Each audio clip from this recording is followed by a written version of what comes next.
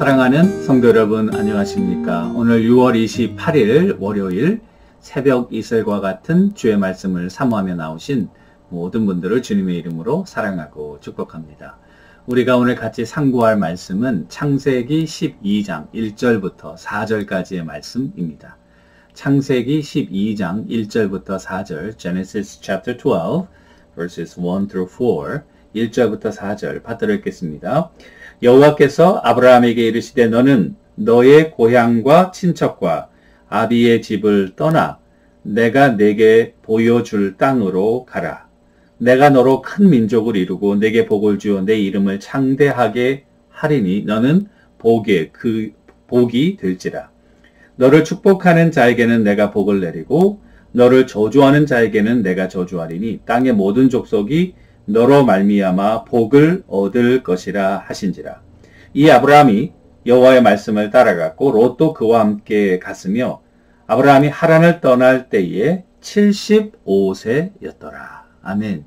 이것은 우리에게 주시는 하나님의 말씀입니다. 오늘 말씀의 제목은 떠남 속에 숨겨진 하나님의 축복, 떠남 속에 숨겨진 하나님의 축복이라는 말씀으로 말씀을 상고하도록 하겠습니다.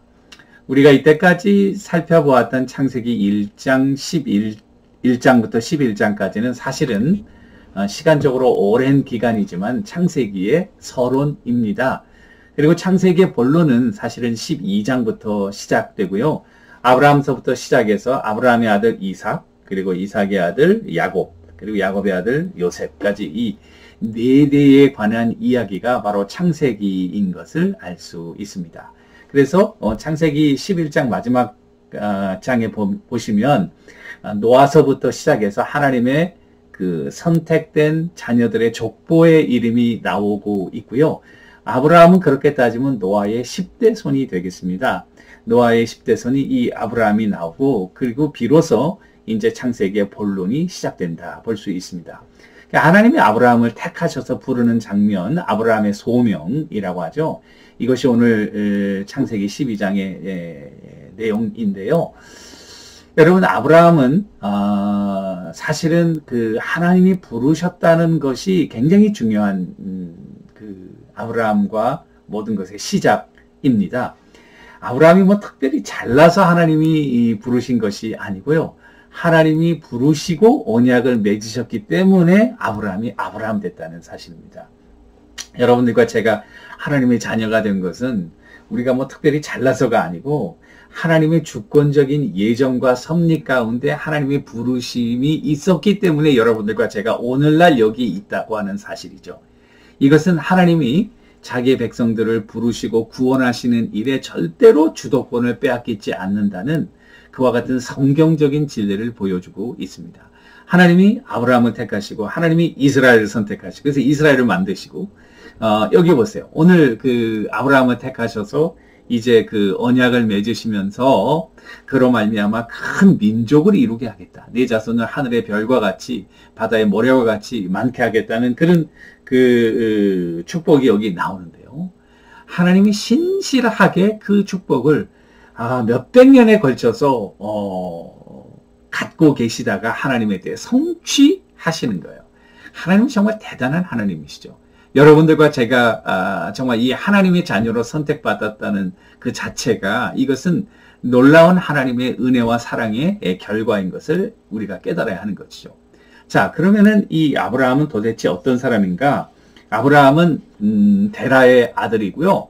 그리고 우리가 살펴보았던 그 메소포타미아 문명 가운데 살았던 사람입니다. 갈대아 우르라고 하는 지역은 현재 이라크 지방인데요. 무헤어라는 지방이라고 알려져 있어요.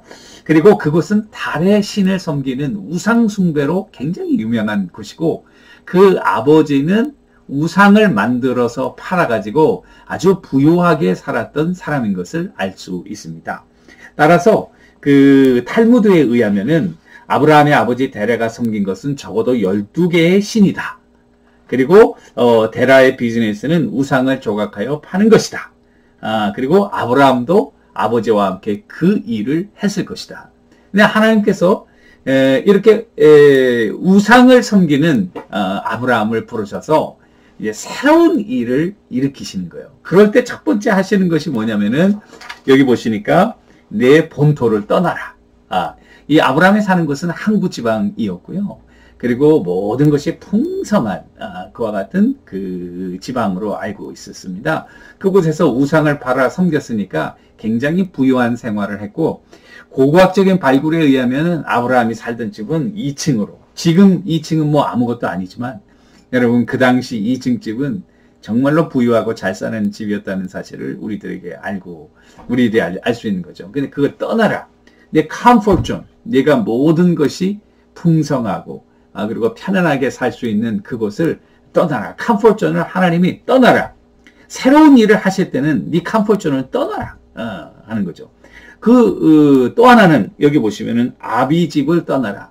아비집이라고 하는 것은 여러분 우리가 풍성하고 이게 편안한 그런 환경뿐만이 아니라 익숙한 사람들, 가족들, 친척들, 친구들, 이런 사람들 사이에서 우리가 아주 기반을 잡고 사는 거 아니에요. 그런데 그것도 떠나라. 그러니까 컴포트 존을 떠나고 그리고 모든 관계를 끊고 이제 새롭게 시작하는. 근데 왜 그랬을까? 여러분들과 제가 예를 들면 아브라함이 이런 우상 숭배로 가득한 문화와 환경 속에서 하나님의 일을 할 수 있을까? 저는 그걸 너무나도 잘 아는데요. 저는 안 믿는 가정에서 유교적이고 샤머니즘적인 그런 가정에서 자랐거든요.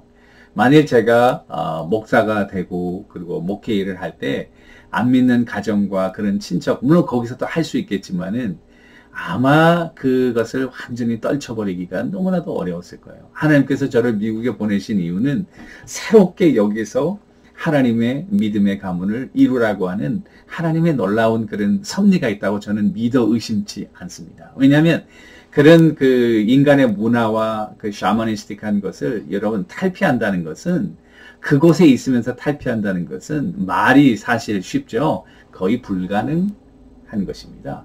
그래서 하나님께서 아브라함을 그 다음에 떠나라. 내가 지시할 땅으로 가라. 그러니까 지시한 땅이 아니라 지시할 땅으로, 아직 어디로 갈지도 몰라요. 근데 하나님은 그냥 나가라. 그러니까 이거는 굉장히 미닝풀한 것 같아요. 왜냐하면 내 컴포트 존 떠나고 내가 관계 맺던 문화와 사람들 관계를 다 끊고 이제는 정말 내가 너에게 지시할 땅으로 가라니까 이것은 그 당시로 말하면은 여러분 정말 목숨을 건 여행이겠죠. 그리고 굉장히 위험한 여행이겠죠. 그러니까 하나님께서 모든 컴포트 존을 다 끊으시고 쫓아내시고 그 다음에 정말 목숨을 건 여행, 전적인 순종과 신뢰가 필요한 이와 같은 도전을 하시면서 아브라함을 부르신 거예요. 그리고 그에게 약속하신 말씀, 여기 몇 가지가 나오는데 너로 큰 민족을 이루겠다. 새로운 비기닝이 될 것이다. 두 번째는 복을 줄 것이다. 내 이름을 창대하게 하고 복의 근원이 될지라. 근데 2장 이 개역 개정판이요, 번역이 때로 제가 마음에 안 드는 부분이 너무 많은 거 있죠, 사실. 여기 보시면은 내가 너로 큰 민족을 이루고 내게 복을 줘 내 이름을 창대하게 하리니 너는 복이 될지라. 이 복이 될지라라는 그 과거 개역 개정판에는 한글 번역에는 복의 근원이 될지라. 왜냐하면 단순히 복을 받는 것이 아니라 너를 축복하는 자를 축복하고 너를 저주하는 자를 하나님이 저주하겠다는, 어떻게 보면 복의 근원이 되는, 그러니까 복의 근원이 되라. 좋은 번역이거든요. 근데 왜 그걸 복이 될지라 이렇게 약화시켰는지 모르겠어요. 또 하나는 로마서 8장에 보시면은 또 하나 그런 예가 하나 나오는데요. 아델과 함께 로마서 8장 여기 보시면은 어떤 번역이 또 제가 이와 같은 개역 개정판의 실수인데요. 8장 30 로마서 8장 31절입니다.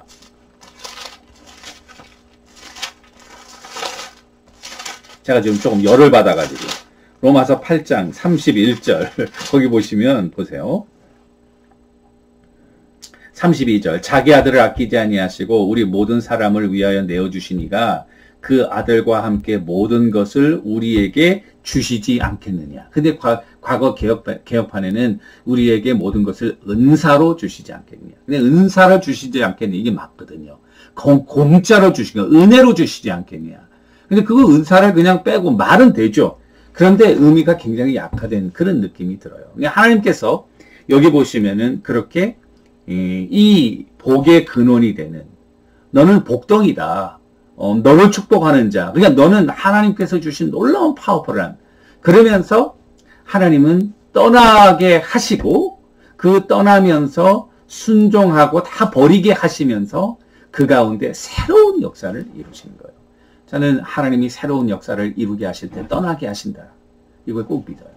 여러분들과 제가 하나님께서 여러분들을 큰 일을 이루실 때 떠나게 하시는 사건 여러분 꼭 기억하실 수 있게 되기를 바라고 그 떠남 속에는 내가 과거 누리던 특권이라든지 또는 컴포트존을 떠나는 그러니까 그건 굉장히 모험이죠. 모험이지만은 그 모험만큼 하나님을 신뢰하게끔 만들고 하나님을 신뢰하면서 새로운 역사가 이루어지는 거죠. 제가 여기 우리 교회에 처음 올 때에 유타에서 심무하다가 이제 오는데 그때 2006년 1월부터 시작했으면 좋겠어서 2006년 1월 새해부터 1월 1일부터 시작했기 때문에 그때 청빙위원장이 차태선 장로님이었거든.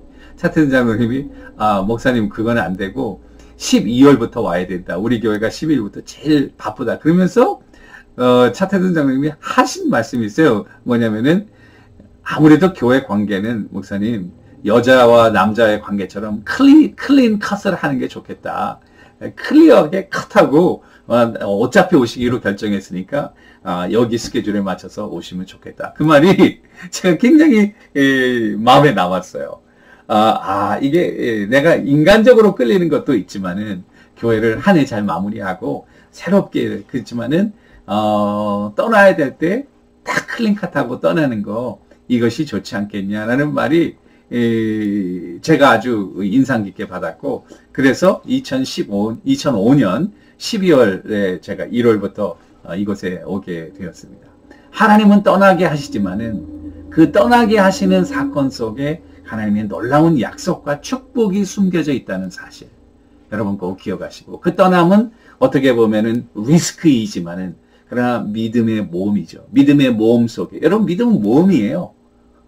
모험 안 하고 어떻게 하나님의 일을 감당합니까? 아브라함이 자기의 기득권을 다 포기하고 어떻게 이 믿음의 아버지가 되는 놀라운 축복을 누릴 수 있겠습니까?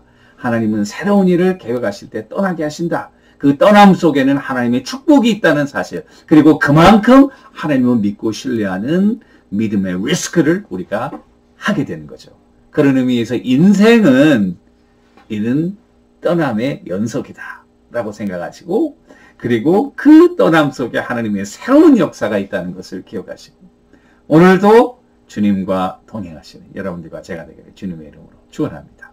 기도하겠습니다. 하나님 아버지 아브라함은 아무것도 아니었지만은 하나님이 선택하여 부르심으로 그 인생에 어떻게 보면은 떠나는 리스크를 하고 있지만은 놀라운 축복의 시작이 되고 있다는 사실을 기억하게 하시고 하나님 우리도 인생의 많은 부분에서 하나님의 새로운 일들을 위해서 부르실 때에 믿음으로 클린컷하고 주님만을 따라가는 하나님의 귀한 종들 다 되게 하옵소서. 예수님의 이름으로 축복하며 간절히 기도 올리옵나이다.